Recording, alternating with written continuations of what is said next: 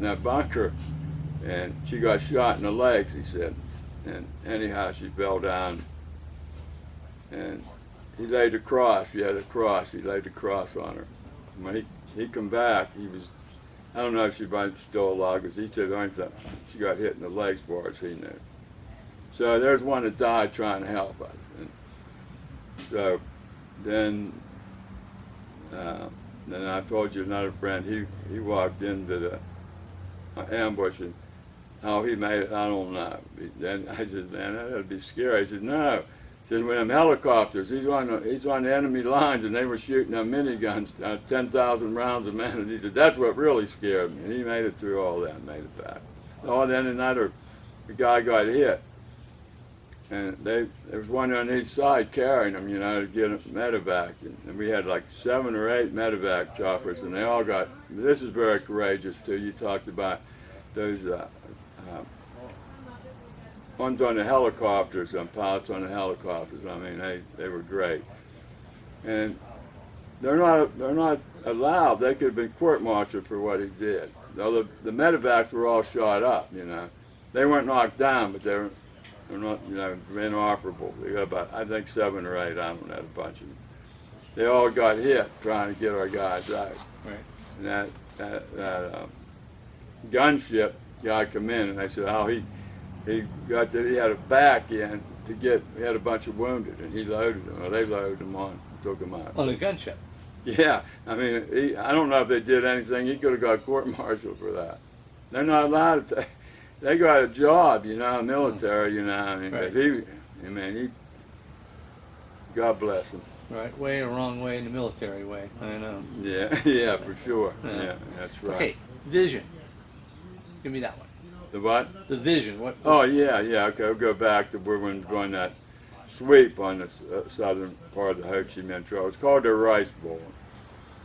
Anyhow, well, I told you I got up to where he walked into an ambush. Now, a lot of things happen. It take me half a day to tell you everything happened. Some was funny, some was very sad. But anyhow, we had everything. I don't know if I told you. My platoon said that these machine guns we had, that's one reason I was a machine gun. I didn't like it anyhow. It was heavy and bulky. And, talking about the M60? It shoots Is it what they call M60. I told you it shoots the same caliber as 308, the M14. Right.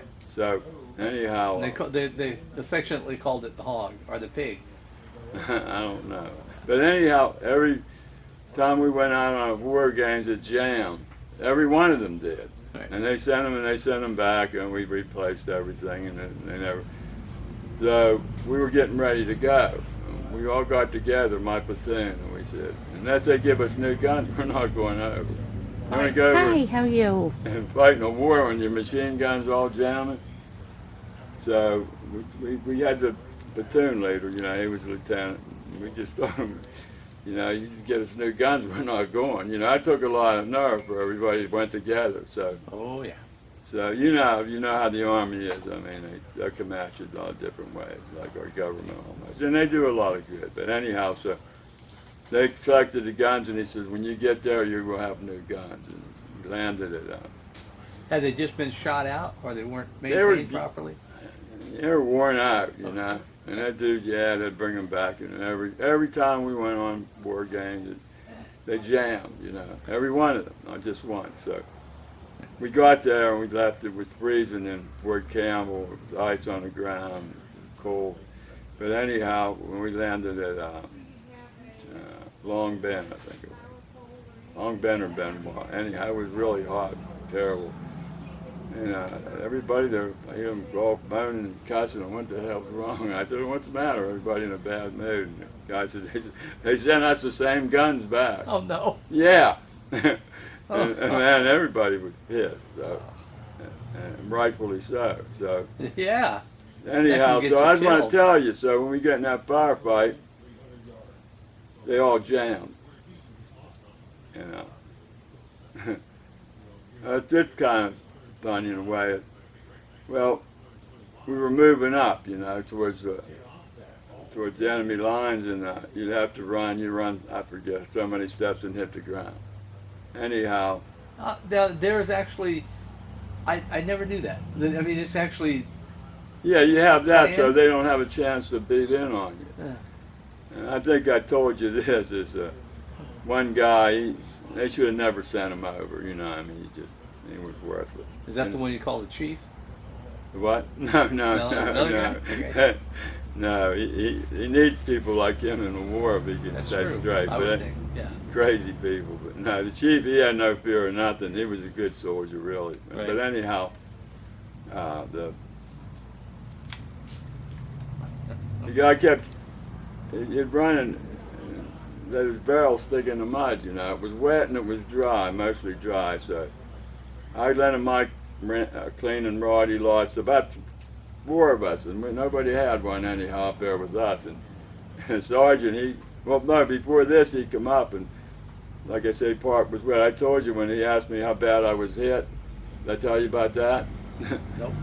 Well, the water, the water wasn't too good, and I get cherry Kool-Aid and put it in my water a lot of times, and they'd send it to me. My one cousin, she sent me a couple letters a day sometimes. God bless her, she passed too.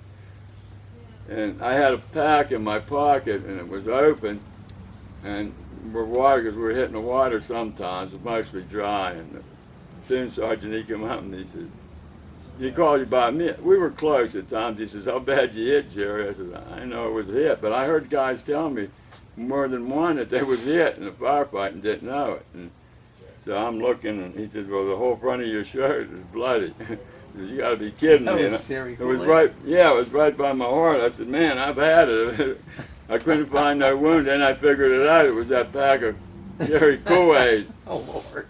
So anyhow, That's then scary. that guy wanted to tell you, but he kept getting his gun jammed, and we were always told, if you make sure you don't have nothing in your barrel, mind you, it would blow up because they have a high muzzle velocity, M16. Oh, yeah. So You're talking about the M16? yeah. Oh, listen, what he did. So he told the guy that did this. He was next to me, right next to me. We were behind a dike. It was dry, and it was deteriorating. He said, "Hold it up in the air and shoot it." And I said, "Not next to me, he's not." No. So anyhow, I blow it up, hell no. So anyhow, he got mad, he jumped on my back and started beating me on the head. No, this is welcome to the 101st Airborne. He started beating me on the head with his barrel of his rifle, but he wasn't hurting me. And this other guy, he's seen it, he come running over. This is the middle of a firefight, and people being shot and killed. and when a sergeant turned around, he had a strap over his rifle. He didn't mean to do it, but he had it pointed at this guy, and he slapped and cussed him, not to point that at him. And I told him, "Man, get down, we'll settle this later." And that's the sergeant he got. But anyhow, so we got all the guns jammed, and he knew I was a machine gunner, and he was trying to get somebody to help him. I said, "I helped him. I got one gun shooting." He said, "Bring all the ammo to me." So he's sitting on a dike, not behind it, and another friend of mine, Hogan, he's ammo bearer, holding it. And all he got sticking up is his knees.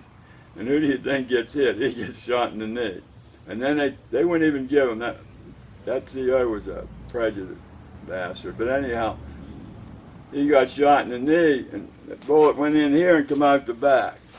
So, if you get a broken bone, we called that $1 million wound. They send you home. He was hurting, man.